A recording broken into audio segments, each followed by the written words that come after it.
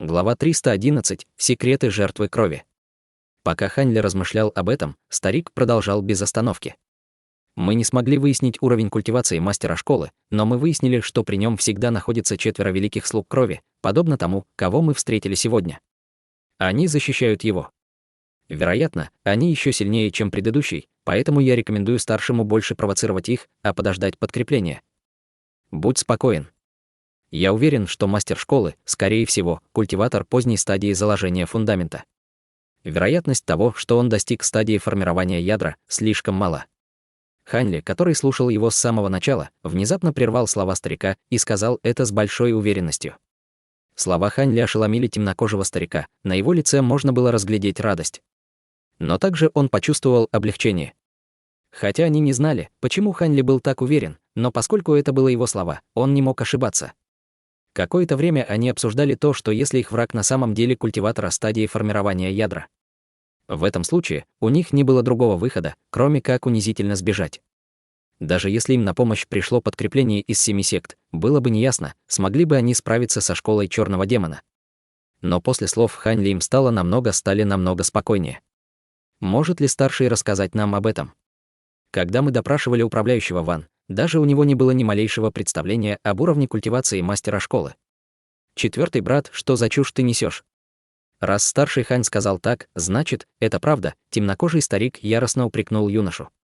Услышав эти слова, Хань Ли слегка улыбнулся и спокойно ответил, это никакой не секрет. Я сделал этот вывод из того, что мастер школы требовал, чтобы культиваторы стадии заложения фундамента совершали кровавые жертвы. Спокойно объяснил Хань Ли. Хотя наша долина Желтого Клена не связана с техниками культивации дьявольского да, у нас есть некоторое понимание о кровавых жертвоприношениях, необходимых для этой злой и разрушительной магии. Эта техника работает так, что они используют сущность крови другого человека, чтобы повысить свой собственный уровень культивации. Когда это было обычным явлением в предыдущих дьявольских сектах, поскольку оно способствовало значительному увеличению магической силы за короткий промежуток времени, в результате чего не нужно было тратить уйму времени на медитацию. В результате в мире культивирования было время, когда не только дьявольская да, но даже праведные секты тайно культивировали эту технику. Сказав это, Хань Ли холодно рассмеялся, а затем продолжил, однако эта безумная техника культивации не только требовала беспощадного убийства многих других культиваторов, но также имела фатальный недостаток. Она была эффективна только на стадии заложения фундамента и ниже. Кроме того, те, кто совершают кровавыми жертвы, обречены оставаться на стадии заложения фундамента всю оставшуюся жизнь, без возможности достичь стадии формирования ядра. В то время, когда многие культиваторы тайно культивировали это дьявольское искусство, ни один из них не смог достичь стадии формирования ядра. Однако, хуже всего было то, что, поскольку они поглотили магическую силу жертвы крови, они часто испытывали обратную реакцию. Если кто-то не был осторожен, он или она сталкивались с отторжением ци и умирали. Очевидно, что основная причина того, почему эта техника культивации исчезла бесследно, заключалась в том, что она стала табу среди всех культиваторов. Таким образом, и праведные да, и дьявольские секты постепенно искоренили тех, кто практиковал это дьявольское искусство. Но стоит отметить, что дьявольская да не хотела расставаться с этой техникой, поспешно взращивая свой уровень культивации, постепенно создав технику культивации, которая стала известна как жертва крови. Однако эта техника уже не была связана с тем, чтобы напрямую поглощать сущность крови другого культиватора. Вместо этого он использовал душу культиватора. Хотя я слышал, что прогресс в культивации не был таким же быстрым, как изначальные кровавые жертвоприношения, у нее были те же ограничения, культиваторы не могли войти в стадию формирования фонда, сохраняя в себе прежнюю опасность. Эту технику назвали жертвоприношением души. Что касается жертвоприношений души, в древних записях моей секты ничего не упоминали об этом. Я знаю только, что, как только эта техника была обнаружена, этих нескольких экспертов схватил высший эшелон дьявольского да, предотвратив резню в мире культивации. Кроме того, в этой технике существует множество других ограничений. На одном дыхании Хань Ли им рассказал о многих секретах в отношении жертвы крови. Это значительно расширило их кругозор, поскольку они были сводными культиваторами. К тому же, теперь они поняли, почему Хань Ли был уверен в том, что мастер школы черного демона был только на стадии заложения фундамента. Было очень очевидно, что в школе черного демона использовали техники жертвы крови. Теперь мы получили некоторое представление относительно школы черного демона. Однако, этот лысый культиватор сбежал, поэтому к настоящему времени школа черного демона уже знает о нас. Они могут снова сбежать от нас. Если они снова скроются, мы окажемся в невыгодном положении, внезапно проговорил второй брат, подумав о чем-то с беспокойством. Невозможно. В настоящее время маловероятно, что школа черного демона сможет немедленно скрыться. Из того, что я узнал от молодого принца, мастер школы черного демона в настоящее время уединенно культивирует в какой-то пещере в императорском дворце. Я также слышал, что мастер уже несколько лет готовился к этой уединенной культивации, так что он не стал бы отступать на полпути.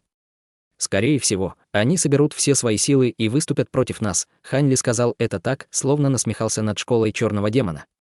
Услышав эти слова, четверка друзей из горы Мэн несколько взбудоражилась. «Старший, нам следует». Немного успокоившись, спросил темнокожий старик, «Нам не нужно ничего делать, кроме как спокойно ждать подкрепления. Хотя другая сторона знает о нас, они не знают, где мы прячемся. Кроме того, люди, которые занимаются делами в Юйцин, пленники в наших руках. Даже если школа черного демона захочет найти нас, у них нет никаких способных на это людей. Однако, нам всем следует быть осторожными. В ближайшие дни остаемся в резиденции и занимаемся своей культивацией. Когда подкрепление придет, мы тогда примем решение. Хань Ли почесал нос рукой, а затем сказал это, слегка приподняв уголок рта. Он хитро прищурился. Таинственная улыбка на лице Хань Ли заставила других почувствовать себя немного озадаченными. Императорский город-государства Юэ занимал 1/5 всей земли государства. Однако, треть императорского города занимал роскошный императорский дворец. Он был построен из изящно вырезанных нефритовых кирпичей, которые образовывали дворцовые этажи вместе с бесчисленными элегантными коридорами в дополнение ко многим декоративным садам с редкими цветами и растениями. Даже евнухи и дворцовые горничные, которые много лет прожили во дворце, частенько могли заблудиться в нем, что свидетельствовало о том, насколько огромным был императорский дворец. Сейчас почти полночь. Изначальный шум сундуков и дворцовых горничных давно сменился на суровую охрану с часовыми, размещенными каждые несколько метров. Но даже в этих обстоятельствах был человеком, который смог проникнуть на территорию дворца. Она был в черном плаще, держа золотой медальон в руке. Этот человек был очень высоким. Взглянув на ворота дворца, таинственный человек внезапно сбросил плащ и обнажил свою массивную лысину. Это был тот самый лысый человек, который сбежал Хань Ли. В этот момент он принял свой изначальный облик и больше не был похож на демона. Однако его лицо было бледным, и, казалось, ему не хватало крови. Очевидно, что он потерял огромные запасы духовной ци. «Кто здесь?» Как только лысый мужчина сделал 2 шага вперед, из дворцового зала раздался чрезвычайно холодный голос. «Ледяной демон, это я», — брезгливо ответил лысый. Не останавливаясь, он прошел через ворота. «А это ты, так это был Тело. Ты вернулся с миссии. Но подожди, ты выглядишь слишком усталым, тебе не хватает духовной ци. Может быть, ты сильно пострадал от магических инструментов или магии огня и льда?» Равнодушно спросил ледяной голос. Кажется, он был рад неудаче лысого. «Эй, да что ты знаешь?»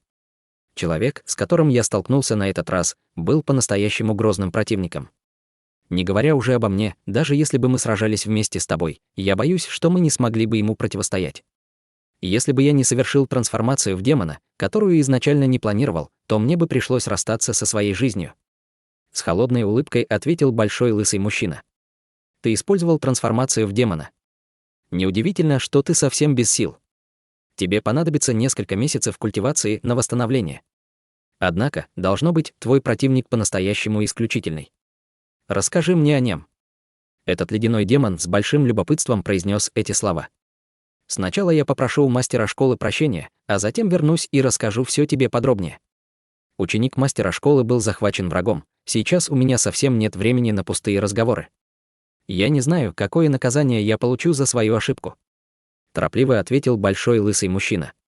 Старина Т, тебе ли не знать, что мы не такие, как все? Это так, словно у нас одно сердце вместе с мастером. Разве он станет тебя наказывать? Скорее всего, только горько упрекнет. Возразил ледяной демон. Но эти слова уже не достигли его собеседника, поскольку тот уже ушел. Темные ворота, сквозь которые он прошел, напоминали демонического зверя, который открыл рот, чтобы проглотить свою добычу. Цинвэнь Еше. Когда большой лысый направился по коридору, он сразу же спросил появившийся сбоку белый силуэт. Они отправились в тюрьму крови, чтобы культивировать. Пока что здесь остался только я, белый силуэт раскачивался в тени. Его тело испускало слабый белый ци со всех сторон, не позволяя лысому человеку увидеть его настоящую внешность. ГМ. Этот Цин Вэнь уже находится в средней стадии заложения фундамента, но он все еще так усердно культивирует. Неужели он не боится обратной реакции? А это отребье Еше, когда это он был таким трудолюбивым? Озадаченно спросил его лысый человек. Да ты просто им завидуешь. Еше сказал, что чувствует, что вот-вот сделает прорыв в среднюю стадию заложения фундамента. Кто дал этому парню такую хорошую способность? Он все еще может идти в ногу с нами, даже не культивируя. Что же тут поделаешь? Хотя ледяной демон советовал большому человеку не завидовать, его собственные слова были наполнены желчью.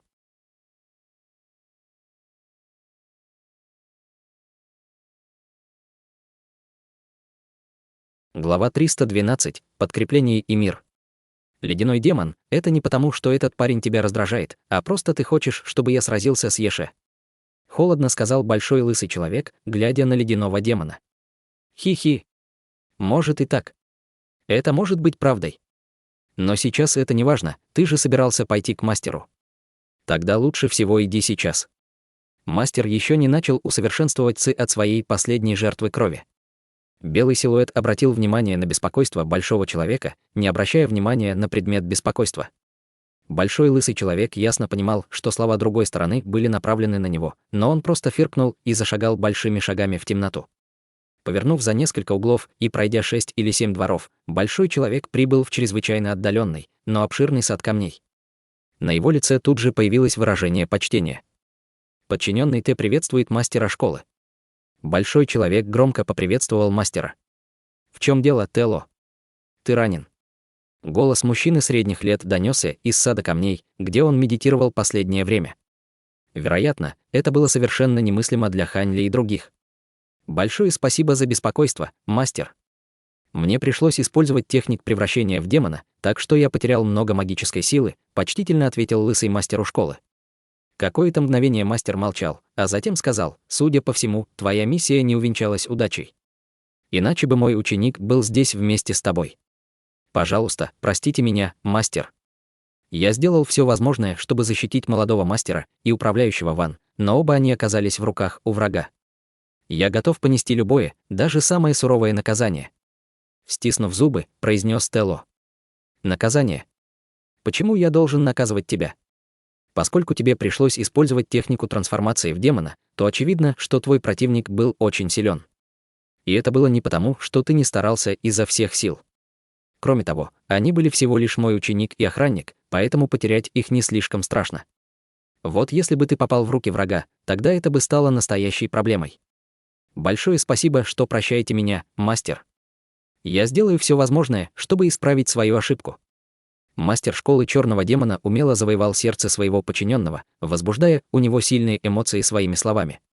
В ответ лысый человек сразу же стал еще более покорным.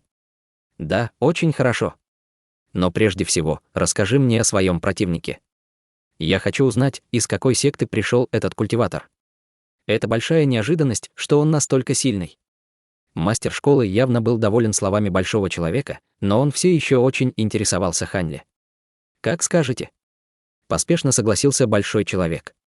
Техника культиватора стадии заложения фундамента, которого мы хотели схватить, была чрезвычайно необычной. Внезапно он смог управлять механическими кукольными зверьми. Но этим его сила не ограничивалась. В это время Тело подробно рассказал о подробностях своей битвы с Хань Ли и о том, как он использовал технику демонической трансформации, когда ситуация вышла из-под контроля. После того, как большой человек закончил рассказывать, в саду камней повисла тишина. Казалось, мастер школы думал о чем-то. Спустя какое-то время раздался холодный голос: «Основываясь на твое описание, должно быть, это техника марионеток школы Тысячи Бамбуков, так что, вероятно, он культиватор из этой школы». Ранее я слышал, что в пределах Юань появилось несколько подобных школ. Вероятно, он принадлежит к одной из них. Стоит отметить, что ты принял верное решение, когда решил трансформироваться с демона и сбежать. В противном случае, ты бы сейчас не разговаривал со мной, равнодушно сказал мастер школы. Этого не может быть. Хотя я не уверен, что моя трансформация в демона сможет по-настоящему противостоять его талисману-сокровищу, если бы не тот факт, что я не смог контролировать свое тело после демонической трансформации, я бы действительно хотел сразиться с ним. Даже если бы я не вышел победителем, я бы смог сбежать. Ответил Тело. Тело, я знаю, что однажды ты смог противостоять талисману-сокровищу и остался невредимыми. Однако талисманы-сокровища сильно отличаются между собой. Даже если два талисмана-сокровища были усовершенствованы из одного и того же магического сокровища, совсем не обязательно, что у них будет одинаковая сила. Кроме того, судя по твоему описанию, ты бы не смог противостоять этому талисману-сокровищу даже в форме демона. Если бы это был Цинь Вэн, возможно, у него бы были некоторые шансы на победу, добродушно объяснил мастер школы. Большое спасибо за советы, мастер. Несколько неуверенно поблагодарил его Тело. Мастер, но что нам делать с этим культиватором? Поскольку противник не является культиватором из 7 сект, следует ли нам отправить к нему слуг крови, чтобы захватить его живым и преподнести мастеру для его собственной культивации? Поинтересовался лысый человек. Было очевидно, что он хотел поквитаться с Ханли. Не стоит?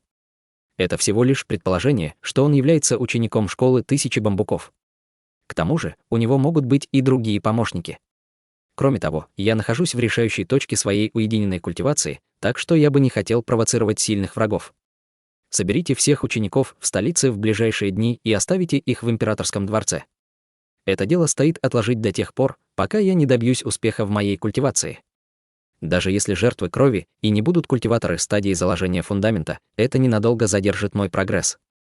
Тогда, помимо культиваторов формирования ядра, никакой культиватор стадии заложения фундамента не сможет со мной сравниться.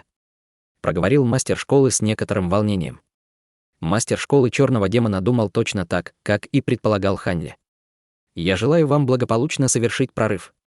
Я немедленно соберу всех учеников в императорском дворце, чтобы улучшить вашу охрану. Мы не допустим, чтобы кто-нибудь помешал нашему великому мастеру. Громко заявил Тело. Хорошо, а теперь ступай. Сказав это, мастер школы больше не проговорил ни слова. Таким образом, большой лысый человек почтительно сделал несколько шагов назад, повернулся и ушел. Время шло быстро. С тех пор, как Ханли ушел на дно, прошло полмесяца. В этот момент школа черного демона проделала аналогичные Ханли действия и не высовывалась. Поскольку школа черного демона не стала отправлять своих учеников, чтобы обыскать убежище Ханли, Ханли также не смел совершать набег на императорский город, показывая его обычную спокойную сдержанность. Похоже, за это время ничего не произошло с обеими сторонами. Было бы разумно сказать, что дьявольское «да» должно было уже проявить себя, но никакой информации о них не появилось, в результате чего Ханли с облегчением вздохнул. Наиболее опасный сценарий для Ханли, в котором школа черного демона и дьявол «да» сотрудничали друг с другом, также не произошел. Ханли бы очень этим доволен. По расчету Ханли, даже если Ли Хуаюань отправил людей, они прибудут не раньше, чем через 10 дней. Таким образом, он спокойно культивировал каждый день и не спешил выходить на улицу. По предложению Ханли Цинь Янь также остался в резиденции в последние дни и уклонялся от приглашений выйти, заявив, что хочет углубить и насладиться семейными связями. Но утром того же дня, когда Ханли медитировал и усовершенствовал свою ци, сидя у себя на кровати, он внезапно открыл глаза, испуская холодный свет. «Здесь кто-то даосисты. Не нужно так скрываться, покажитесь». Сказав это, Ханли тут же похлопал по своей сумке для хранения и достал белый щит. Вторая рука мгновенно схватила талисман огненного облака. Он выглядел так, как будто он столкнулся с великим врагом. Ханли почувствовал около 4 культиваторов стадии заложения фундамента за дверью, поэтому не смел относиться к этому несерьезно. Хотя они использовали технику маскировки ци, Ханли, который культивировал безымянную технику, мог слабо ощущать их присутствие. Ханли подумал с изумлением, может быть, это все 4 великих слуги крови из школы черного демона пришли за мной. Как только эта мысль прозвучала в его голове, он тут же спланировал свой побег. Для 4 с горы, Мэн, он ничего не мог сделать. Ему пришлось оставить их на волю случая. В то время как ум Ханли был наполнен этими отвлекающими мыслями, ни один магический инструмент, ни магическая техника так и не ворвались снаружи. Вместо этого он услышал яркий и веселый голос. «Хех! Ну что? Я же сказал, что ты не сможешь скрыться от младшего боевого брата». Молодой боевой брат уже вошел в среднюю стадию заложения фундамента. Нечего пытаться выделываться перед ним. Этот голос оказался чрезвычайно знакомым Ханли. Его разум зашевелился, и он громко ответил: «Старший боевой брат Сун, это ты. Я приветствую тебя». Слова Ханли были наполнены приятной неожиданностью. «Младший боевой брат, ты правильно догадался». После того, как владелец голоса сказал это, он открыл дверь и предстал перед Ханли. Это был четвертый старший боевой брат Ханьли, Сун Мэн. Двое мужчин и женщина стояли позади него. Все смотрели на Ханьли с улыбкой, кроме одного мужчины, у которого была чрезвычайно красивая внешность. Один из них, выглядевший как ученый, сказал с улыбкой: «Восьмой младший боевой брат, я слышал твое имя от мастера. К сожалению, седьмая младшая боевая сестра и я еще не имели возможности встретиться с тобой. Теперь, когда мы, наконец, встретились с тобой лично, мы поражены скоростью твоего прогресса в культивации. У меня не хватает слов, чтобы выразить свое удивление». Красивый мужчина щелкнул языком. Услышав слова ученого, младшая боевая сестра с любопытством взглянула на Ханьли. Ханьли снова взглянул на мужчину и женщину, но он все равно не знал, кто они. Он тут же встал с кровати и сказал с почтительным выражением: «Итак, это третий старший боевой брат и седьмая старшая военная сестра. Младший боевой брат уже наслышан о вашей репутации. К сожалению, у меня также не было возможности встретиться с вами. Что касается моего уровня культивации, так старший военный брат вошел в среднюю стадию намного раньше меня. Разве я могу с ним сравниться?» Ханьли на самом деле говорил очень искренне, поскольку третий боевой брат всегда производил на него хорошее впечатление.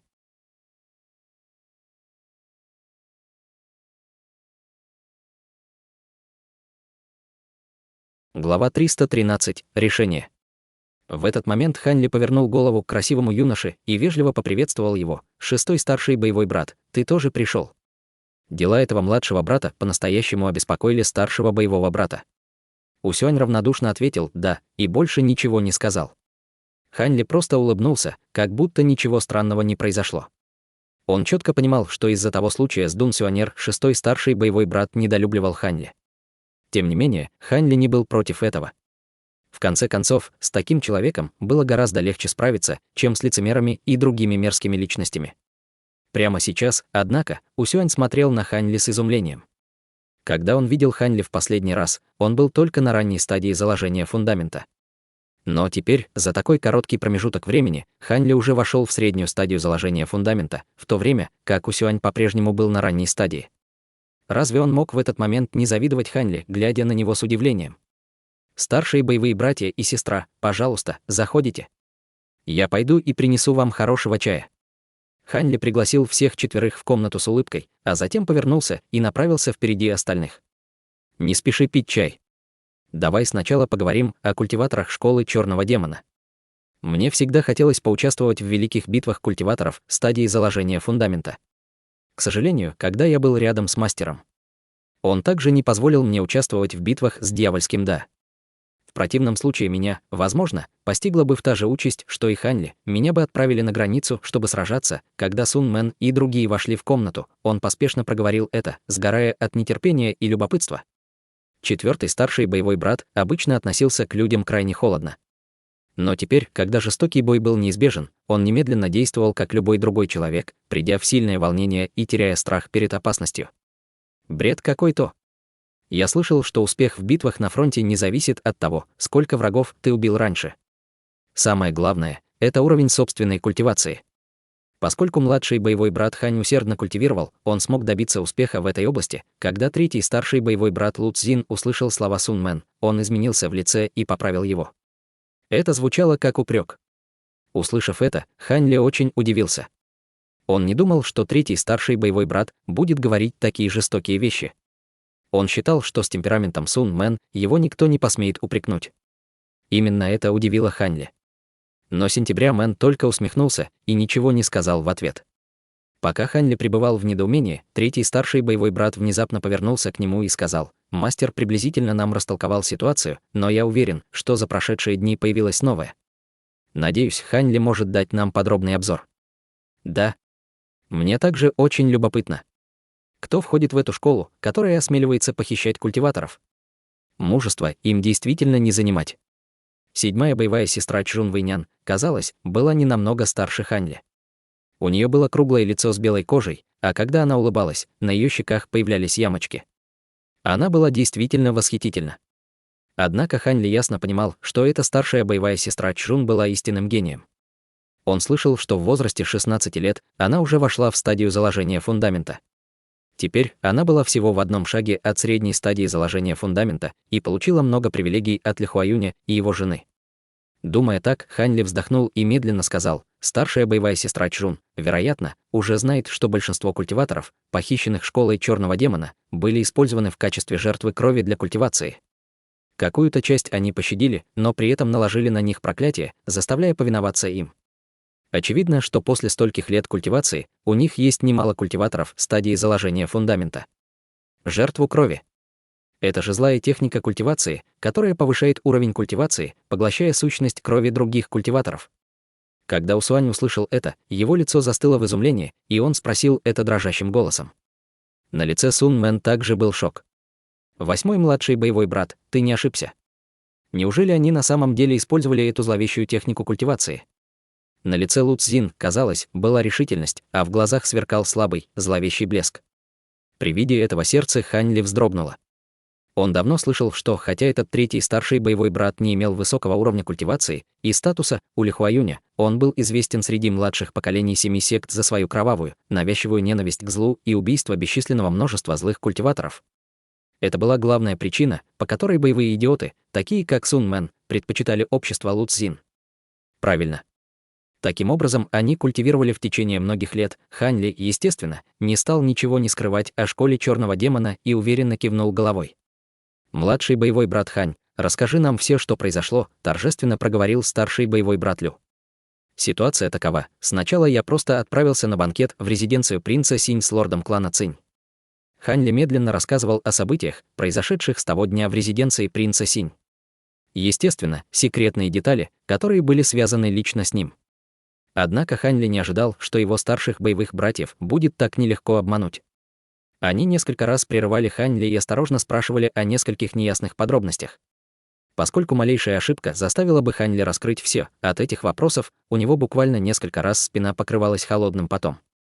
Это был первый случай в жизни Хань Ли, когда он почувствовал, что лгать было действительно трудно. После того, как он ответил на все вопросы Лу Цзин, лица всех остальных изменились. В этой маленькой школе черного демона на самом деле было 4 слуги крови на стадии заложения фундамента, не говоря о том, что уровень культивации их мастера, несомненно, был выше.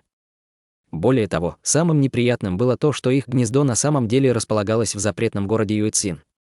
Старший боевой брат Лю, мы должны попросить мастера дать инструкции и попросить секту выделить нам больше людей. Своими силами, я боюсь, что мы не сможем схватить мастера школы черного демона, неуверенно проговорил Усюань. Было очевидно, что он не хотел нарушать запрет на въезд в 7 семестров и что он не был полностью уверен в своих силах. Что? Кажется, шестой младший боевой брат струсил. Когда Лу Цзин услышал слова Усюаня, он вскинул брови и раздражительно проговорил это. Конечно, нет. Я просто считаю, что действовать самим несколько ненадежно. По словам младшего боевого брата Хань, они не смогут сбежать в течение довольно долгого периода времени. Таким образом, спросить мнение мастера кажется более разумным. Усюань поспешил оспорить его слова, естественно, не желая признавать это. Вот как? Старший брат просто слишком бдительный. Однако младшему боевому брату не следует сильно тревожиться об этом. Когда мы пришли, мастер неоднократно предупредил нас, что, если мы столкнемся с какими-либо трудностями, мы должны попросить помощи у учеников боевого господина Хуэймин, которые были направлены в город Южного Ворона. Благодаря дружбе нашего мастера с Хуэймином, он не откажет нам в помощи. ГМ. Поскольку мы уже знаем, что императорский дворец уже стал рассадником зла, разве я, Лу Цзин, могу закрыть на это глаза? Нам нечего бояться. Если нас обвинят в том, что мы нарушили запрет о вторжении на территорию императорского дворца в запретном городе, я беру всю ответственность на себя. С ледяным выражением лица проговорил Лу Цзин.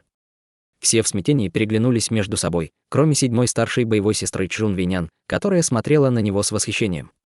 Было очевидно, что она была в него влюблена. Хорошо. Поскольку 3-й боевой брат так решил, я, естественно, не собираюсь пропускать такое шоу и буду сражаться со всеми наравне. Слова 3-го брата взволновали Сун Мэн, и он тут же мужественно заявил об этом. Я тоже не оставлю старшего боевого брата. Я обязательно отправлюсь вместе с вами в императорский город. Опомнившись, согласилась Чжун Вэйнян. Услышав это, Лу Цзин не мог не улыбнуться, выражая свою благодарность. Затем он повернул голову к Хань Ли и Усюаню и спросил: «Я не знаю, что вы, младшие боевые братья, собираетесь делать. Но если вы считаете, что методы старшего боевого брата неуместны и не желаете участвовать в этой битве, я могу понять вас». В этот момент Хань Ли взвешивал в голове все «за» и «против», а Усюань стиснул зубы. В этот момент его лицо несколько раз сменилось с бледного на красный, а затем он сказал: «Если мастер сам лично не одобрит это, я не собираюсь нарушать запрет.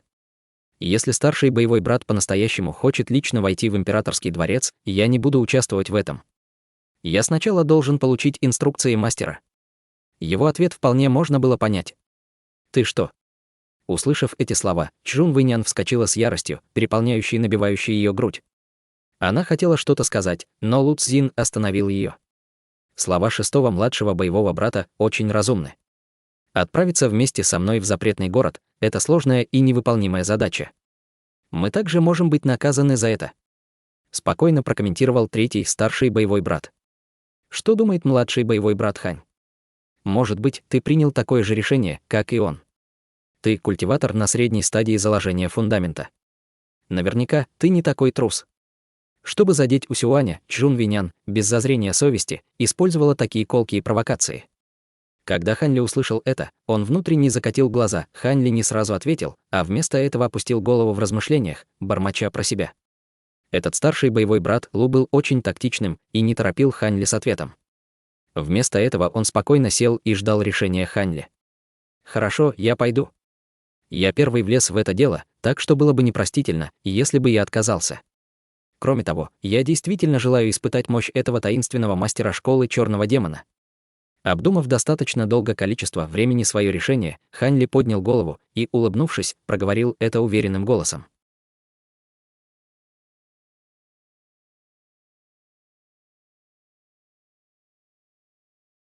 Глава 314. Совместная встреча. Когда Хань Ли сказал это, Чжун Вэйнян засияла от радости и похвалила его. На лице Лу Цзин также была благодарность. Сун Мэн шагнул вперед и похлопал Хань Ли по плечу 2 раза, а затем с улыбкой сказал: «Если бы я не знал тебя, а ты на самом деле не захотел идти, я бы был разочарован тобой. Однако, я уже знаю, что младший боевой брат храбрый». Сказав это, Сун Мэн холодно посмотрел на Усюаня. Вусуана. Казалось, что Усюань на самом деле плохо ладил со своими боевыми братьями. При виде этого Усюань фыркнул в ответ: «Раз так, то я не собираюсь мешать вашему грандиозному событию. Я расскажу мастеру все об этом и, надеюсь, он не станет обвинять вас». Сказав это, он вышел из комнаты и покинул резиденцию Цинь на своем летающем инструменте. Шестой старший боевой брат поистине возмутителен. Он действительно сбежал, как только почувствовал опасность. И этот трус — мой старший боевой брат. Чжун Вэйнян ворчала на него, будучи очень недовольной. «Хватит. У каждого свои амбиции, так что нечего его заставлять. Лучше нам поскорее обсудить план действий и выдвигаться. Чем быстрее мы начнем действовать, тем лучше будет для нас. В конце концов, кто знает, возможно, мастер школы черного демона покинет свое уединение намного раньше, чем мы думаем», торжественно добавил Лу Цзин. «Старший боевой брат хорош в уничтожении злых культиваторов. Я уверен, что ты придумаешь отличный план. Мы сделаем все, как ты скажешь. В любом случае, как только настанет время, я буду рад принять участие в этой битве». Взволнованно воскликнул Сун Мэн. «Младший боевой брат, Сун, ты». Лу Цзин потерял дар речи от полного отсутствия плана Сун Мэн и не знал, смеяться ему или плакать. Глаза Чжун Вэйнян радостно засверкали, и она сладко улыбнулась. Хань Ли тоже слегка улыбнулся, не говоря ни слова. «Седьмая младшая боевая сестра, ты близко знакома с ученицей боевого старшего Хуэймин, младшей боевой сестрой Чэнь. Таким образом, было бы лучше, если бы ты отправилась попросить ее о помощи. Прямо сейчас она находится в городе Южного Ворона». Придя в себя, Лу Цзин попросил об этом Чжун Вэйнян. «Младшая боевая сестра Чэнь тоже здесь. Я уже давно ее не видела. У нас с ней хорошие отношения, нет повода для беспокойства, она нам поможет», с полной уверенностью ответила Чжун Вэйнян. Когда Хань Ли услышал слова «младшая боевая сестра Чэнь», его сердце вздрогнуло. Он смущенно подумал, какое совпадение. Неужели это она? Пока Хань Ли думал об этом, он услышал, что Ли Цзин ему что-то сказал. «Младший боевой брат Хань, я боюсь, что нам придется оставаться в резиденции Цинь еще какое-то время. Не мог бы ты связаться с членами резиденции Цинь и попросить их устроить для нас тихую резиденцию, чтобы мы могли спокойно культивировать», спокойно проговорил третий брат. Хань Ли согласился. «Что же мне тогда что делать?» С нетерпением спросил Сун Мэн. «Ты останешься здесь и должным образом позаботишься о том, если школа черных демонов внезапно начнет атаку на резиденцию Цинь. Время от времени я также буду следить за этим. Поскольку младший боевой брат Хань уже раскрыл свою личность, нам будет труднее найти их публично, равнодушно ответил Лу Цзин. Я понял. Уныло согласился Сун Мэн, услышав его слова. Следующие дни были чрезвычайно спокойными. Помимо Чжун Вэйнян, которая отправилась за подмогой, остальные, как правило, не покидали резиденцию Цинь и культивировали. Что касается третьего боевого брата Лу Цзин, он действовал именно так, как и сказал, однако ему не удалось получить никакой полезной информации. Казалось, что все ученики школы Черного демона засели на дно. Усюань оставался в гостинице в Юэцзино. Никто не знал, что он написал в своем письме Ли Хуаюню, но как только он отправил письмо, он спокойно прогуливался по оживленным районам Юэцзино, не думая о возвращении в резиденцию Цинь. Город Нанью был не очень далеко от Юэцзино, поэтому старшая боевая сестра Чжун уже через 3 дня вернулась с 5 культиваторами вместе с собой. Среди них была и там самая холодная женщина, в которой Хань Ли узнал младшую боевую сестру Чэнь Цаоцань. В результате этого сердце Хань Ли непрерывно билось быстрее. Когда Чэнь Цаоцань увидела Хань Ли, она, хотя и была немного удивлена, она ничего не сказала. Остальные 3 мужчин и 1 женщина были соучениками Чэнь Цаоцань. 2 были на средней стадии заложения фундамента, а 2 — на ранней стадии заложения фундамента. Когда они увидели Лу Цзин, казалось, были очень рады, поскольку они его узнали. Чжун Вэйнян представила всем присутствующим Хань Ли в качестве ее недавно принятого младшего боевого брата. Но, услышав имя Хань Ли, все недавно прибывшие, за исключением Чэнь Цаоцань, раскрыли рты от удивления. «Ты младший боевой брат Хань. Ты действительно очень крут. Мы все наслышаны о твоей репутации. Ты в одиночку смог убить более 10 культиваторов стадии заложения фундамента дьявольского Да на войне. Это просто невероятно!» С улыбкой проговорила старшая сестра-ученик Чэнь Цаоцань. Эта красивая 27-летняя женщина, похоже, очень восхищалась Хань Ли. Услышав то, что она сказала, Лу Цзин и Чжун Вэйнян были в шоке. Ранее эти 2 были отправлены на задание и не участвовали во второй военной кампании между 7 сектами и дьявольским Да. Естественно, они не слышали о подвигах Хань Ли на поле боя. И теперь, услышав это, они были сильно потрясены. Стоит отметить, что хотя третий старший боевой брат убил бесчисленное количество злых культиваторов, он убил только 2 или 3 культиваторов стадии заложения фундамента, и каждый раз победа ему давалась нелегко.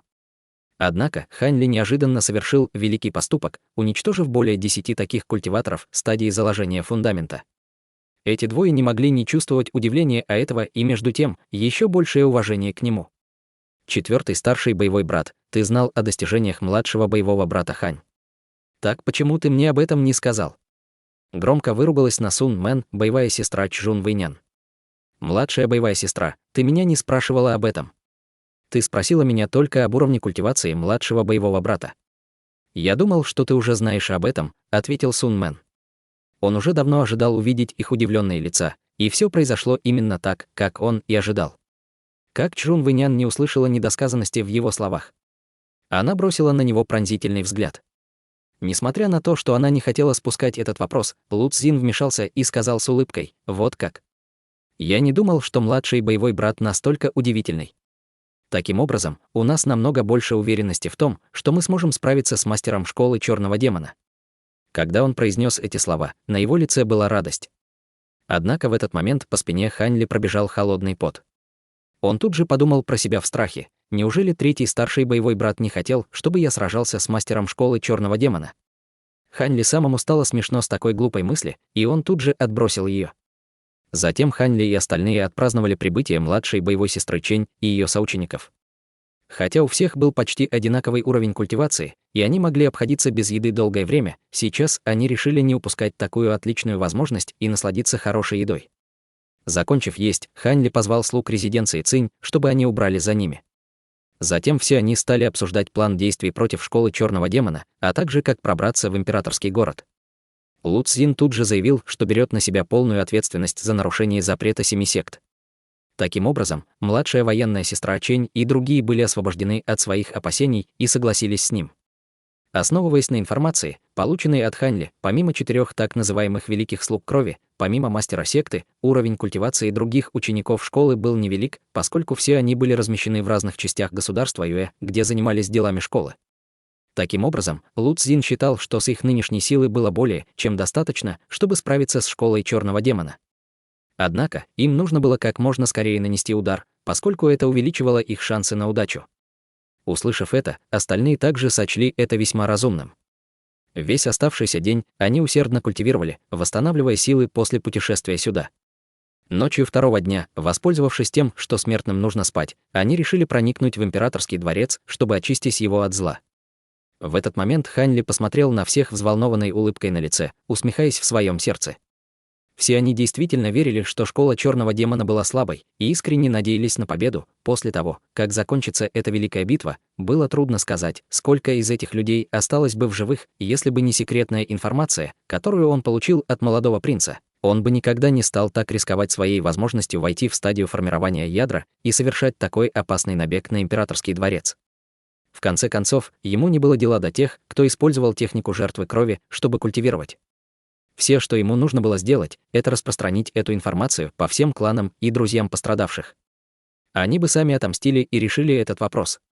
Хань Ли считал, что этих действий было достаточно, чтобы справедливость восторжествовала, а зло было наказано.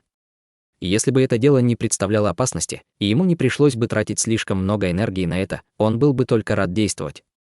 Но если его противники были слишком сильными, и они не имели к нему никакого отношения, так что рисковать собственной жизнью, чтобы решить чужие проблемы, в этом не было никакого смысла, хотя действия его шестого старшего боевого брата Усюаня вызывали отвращение у остальных, они не были с ним не согласны. Отбрасывая в сторону его методы, его решение было весьма разумным. Если действовать безрассудно, всегда можно вляпаться в неприятности. Однако на этот раз Хань Ли заставил себя согласиться на нападение на школу черного демона, нарушив свой собственный принцип. Тем не менее, Хань Ли чувствовал, что смелость несет за собой опасности. Поскольку духовные корни Хань Ли были поистине низкими, пока он мог что-то сделать, чтобы увеличить свои шансы на вхождение в стадию формирования ядра, он не хотел, чтобы кто-то ему в этом помешал. Однако, он был уверен в том, что сможет безопасно вернуться. Это потому, что он подготовил козырь в рукаве, который мог бы гарантировать его собственное благополучие. В противном случае, разве такой чрезвычайно осторожный человек, как Хань Ли, согласился бы на это?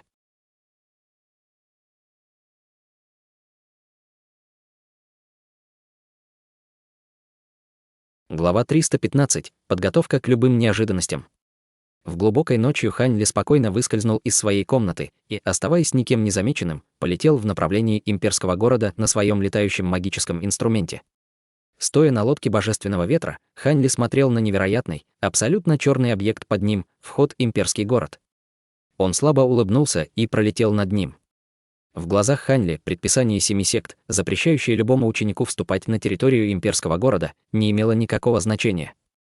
Он соблюдал только те правила, которые считал полезными для себя. Иначе, с какой стати ему подчиняться тем правилам, которые подавляют его действия? Он никогда не был тем, кто строго соблюдал правила.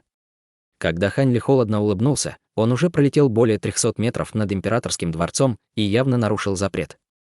Воспользовавшись ночной темнотой, Хань Ли мог спокойно осмотреться. Его взгляд охватил даже самые опустошенные и неприметные районы.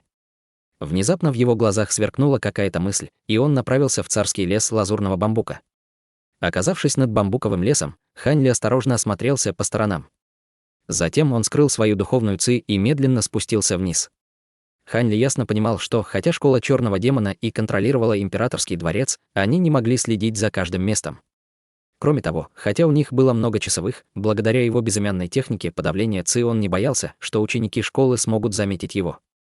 Кроме того, от молодого принца он узнал расписание смены и местонахождение часовых школы черного демона. Поэтому Хань Ли совершенно не волновался, пока он находился вне сильно охраняемой зоны. Это место было явно забытым уголком императорского дворца. Мало того, что бамбуковый лес весь был заполнен высушенными ветвями и гнилыми листьями, в нем также пахло гнилью. Ветви и листья оставались необрезанными, что само по себе создавало впечатление о том, что лес находился в запущенном состоянии. При виде этого бамбукового леса, площадью в 5 акр, на лице Хань Ли было довольное выражение лица.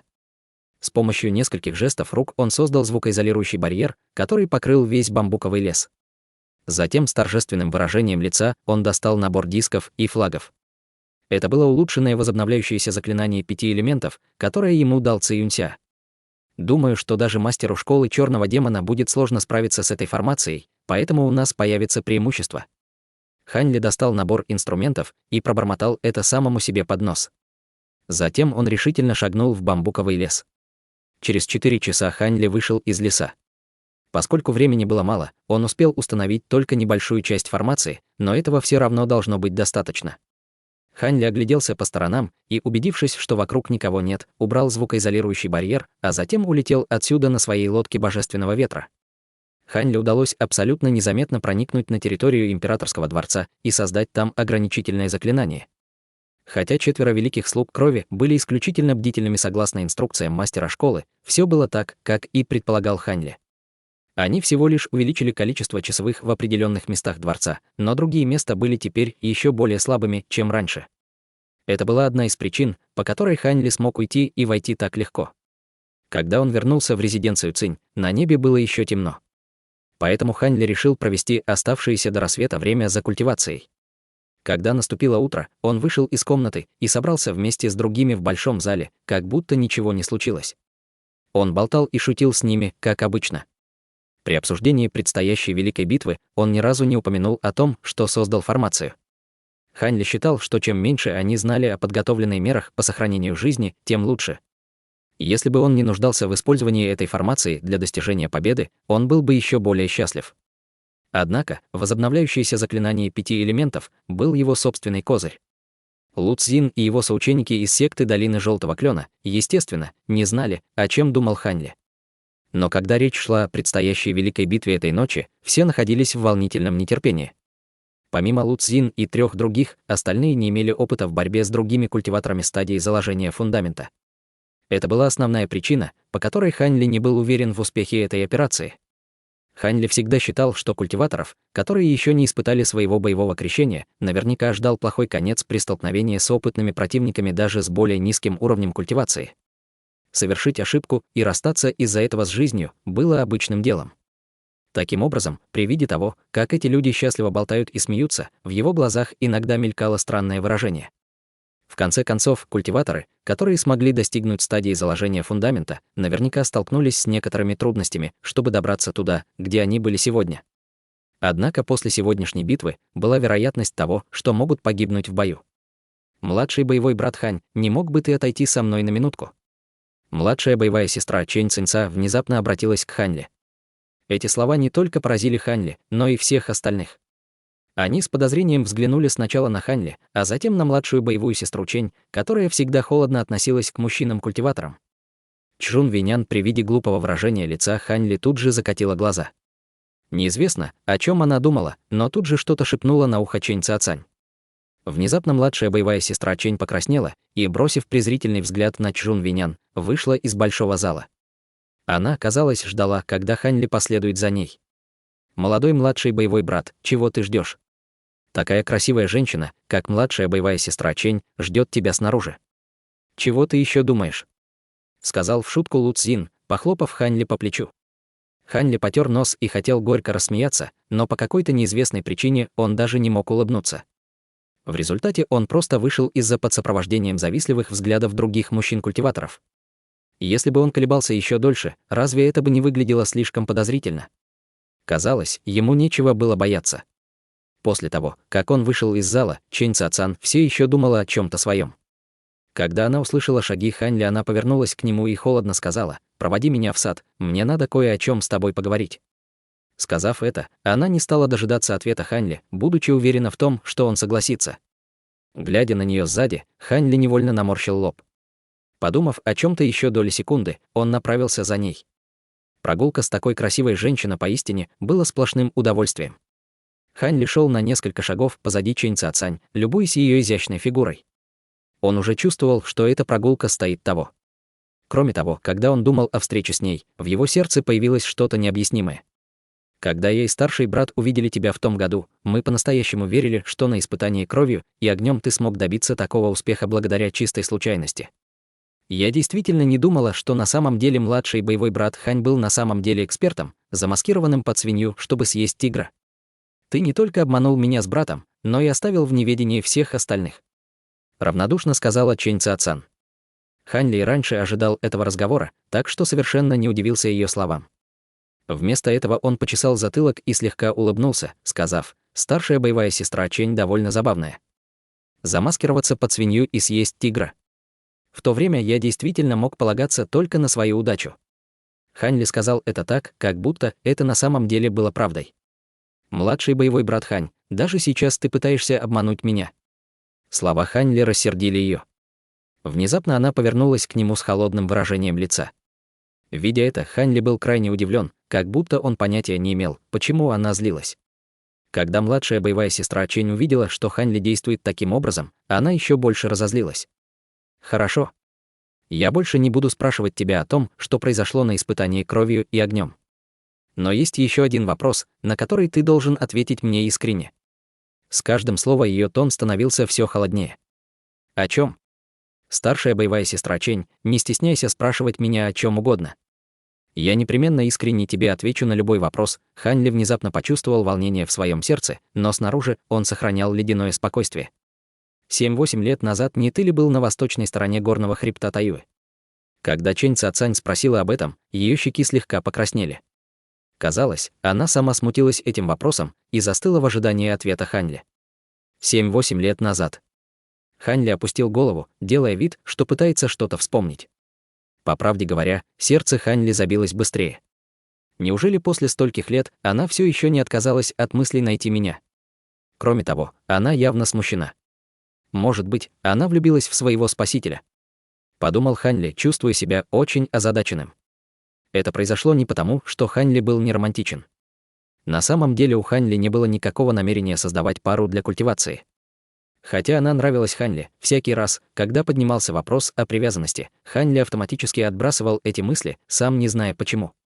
Возможно, потому что между ней и старшим боевым братом Лу были романтические отношения, он не мог принять эту женщину до сих пор.